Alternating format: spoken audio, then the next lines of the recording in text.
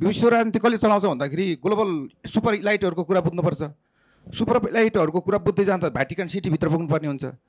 अब यो भ्याटिकन सिटी भन्दाखेरि यता यो संसारको ग्लोबल पोलिटिक्स कसले चलाउँछ भन्दा सुपर इलाइटहरूले, बिल्डरबर्गहरूले के गर्छ होइन, फ्रिमेसनले के गर्छ, इलुमिनातीहरूले यो संसारमा के गर्छ, रानी बर्थको मिसेल मी भनेको के हो को होइन, यो ब्ल्याक रकले के गर्छ।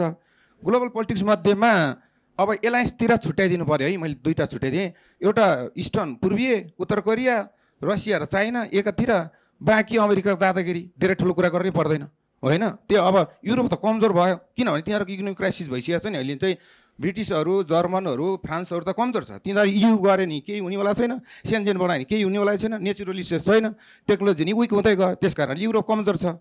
हुन त अमेरिकनहरू पनि युरोप भागेर गएको कारण हिटलरका सन्तानहरू हुन्।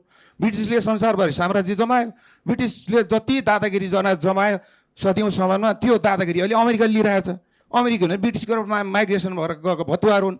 यो संसारमा कसले दादागिरी गरिरहेछ भने भेनेजुएला घटना देखिहाल्नुभयो तपाईँले। फ्यास पारेर हेर्दाखेरि चाहिँ इजरायलले वरिपरिको मुस्लिम कन्ट्रीहरूलाई ठोकिरहेको छ भने अमेरिकाको सिआई र डिपिसेटको स्ट्राटेजी बुझ्नु भयो भने तपाईँले केही पनि बुझ्नुहुन्न। अनि यो संसार है रसिया र चाहिँ युक्रेनको युद्धको स्ट्राटेजी बुझेन भने के नेपाल पोलिटिक्स बुझिन्छ, नेपाल डिस्ट्रक्सन कसरी बुझिन्छ। र हामीले हेर्दा त ओहो रसिया र चाहिँ युक्रेनको युद्ध, अमेरिकाको डार्क साइडमा के चलिरहेको छ भनेर त्यो हामीले बुझ्नु पऱ्यो नि त। त्यसपछि अब एसियन पोलिटिक्सभित्र आएँ। साउथ एसियामा 10 वर्ष अगाडिदेखि यो भिक्टर बालेन्द्रहरूदेखि लिएर त्यो केटाकेटीहरूलाई छान्दै लगेर कुन कुन कन्ट्रीको कुन कुन सेमिनार यस्तै फाइभ स्टार होटलमा तालिम दिएको थियो भन्ने कुरा आयो। सिरियस कुरा के हो भने साउथ एसियामा जति पनि घटना परिघटना भइरहेको छ, इभन भारतलाई पनि चाहिँ अमेरिकाहरूले आफ्नो चाहिँ नियन्त्रण र निर्देशन राखेको छ, दासत्व छ त्यहाँनिर। उनीहरू उहिले नै गइसकेको नि त भारत त उता पश्चिमाहरूसँग, नत्र यता समाजवादी खेमामा आउँथ्यो नि, समाजवादी साथीहरू यहाँ हुनुहुन्छ नि, भारत उता वेस्टर्नतिर गइदियो। अब नेपालभित्र आउनु पऱ्यो है म।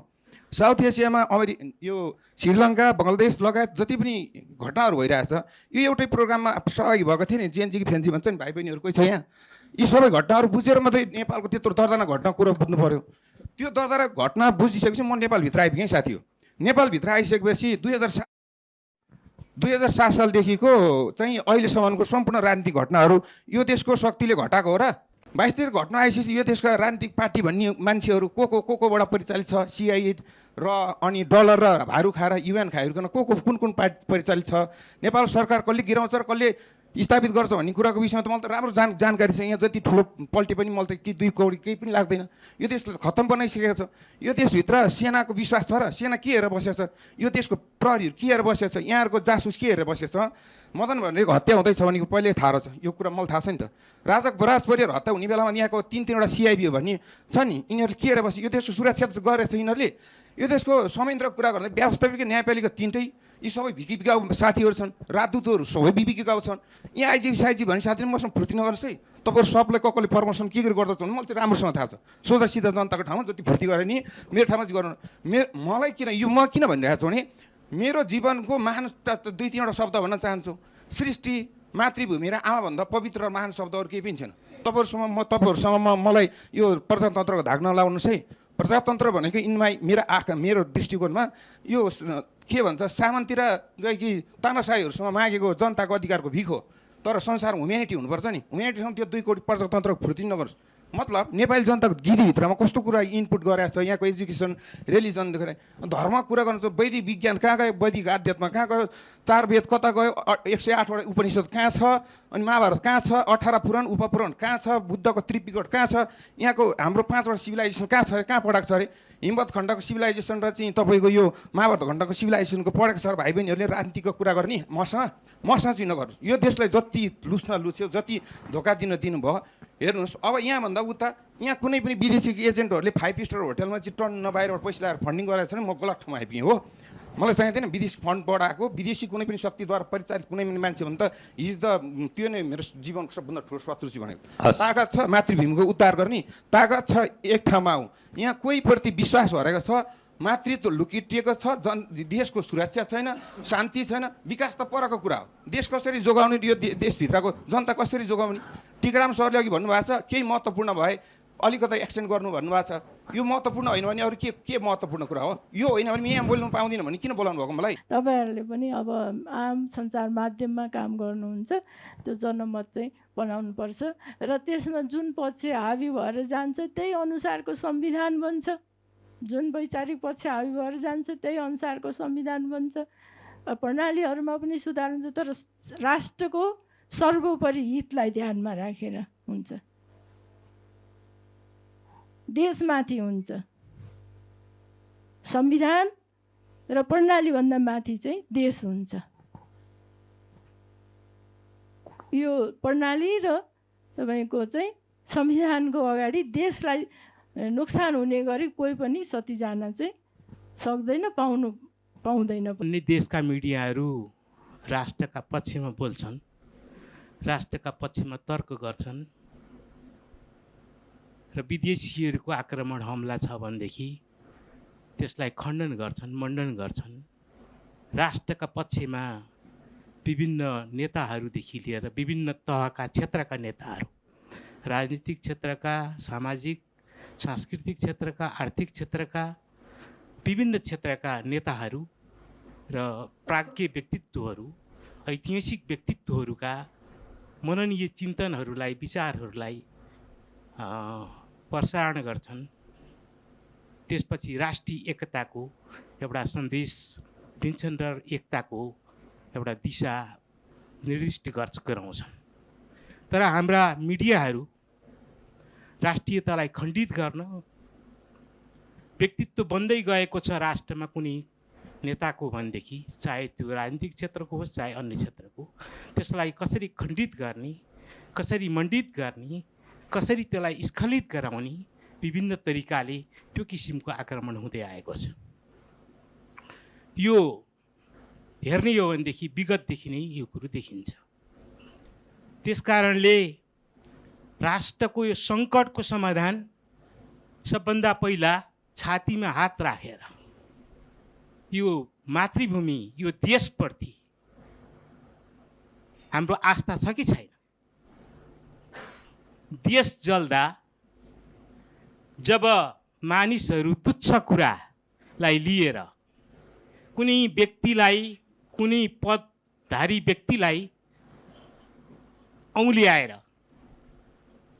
खुसी मनाउँछन्, देश जलिरहेको छ, धकधक्ती जलिरहेको छ, त्यो देश जल्नुभन्दा पहिला आस्था जलाइएको थियो, आस्था समाप्त पारिएको थियो, विश्वास समाप्त पारिएको थियो,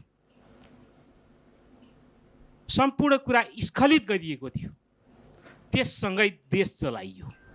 देश जल्दाखेरि खुसियाली मनाउने, मुस्कुराएर हाम्रा पत्रकारहरूले हैन, कुनै व्यक्ति, कुनै मतलब पार्टी, कुनै मतलब क्षेत्र निर्देशित किसिमबाट, निर्दिष्ट किसिमबाट तिनलाई पखाल्ने, होच्याउने, स्खलित गराउने र सारा देशका पार्टीहरू, देशका सारा अहिलेसम्म सङ्घर्ष गरेर आएका व्यक्तित्वहरू, नेताहरूलाई हैन नामो निशान मेटाउने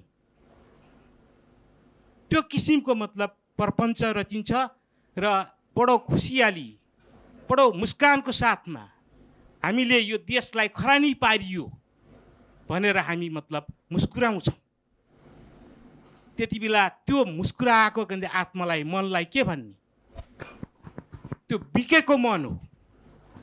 जब बिकेका मनहरू धेरै हुन्छन्, असङ्ख्य हुन्छन्, चाहे त्यो परिवार होस्, चाहे गाउँ होस्, चाहे देश होस्, घरलाई समाप्त पार्न छ भनेदेखि फ्रस्ट्रेसन, निराशा खुब त्यसलाई पढाउनुपर्छ परिवारमा। परिवारका सदस्यहरूले आफ्ना अभिभावकहरूप्रति नकारात्मक धारणा व्यक्त गरे, घृणा व्यक्त गर्दै हिँड्न थाले भनेदेखि, कामधन्दा गर्न छोडेर त्यो परिवार समाप्त हुन्छ भनेदेखि देश पनि त्यही हो। त्यो प्रजातन्त्र, लोकतन्त्र र गणतन्त्रसम्म आइपुग्दाखेरि त्यो लोकतन्त्रको आधा वर्षहरू र गणतन्त्रको आधा वर्षसम्म मैले पनि भोगेँ।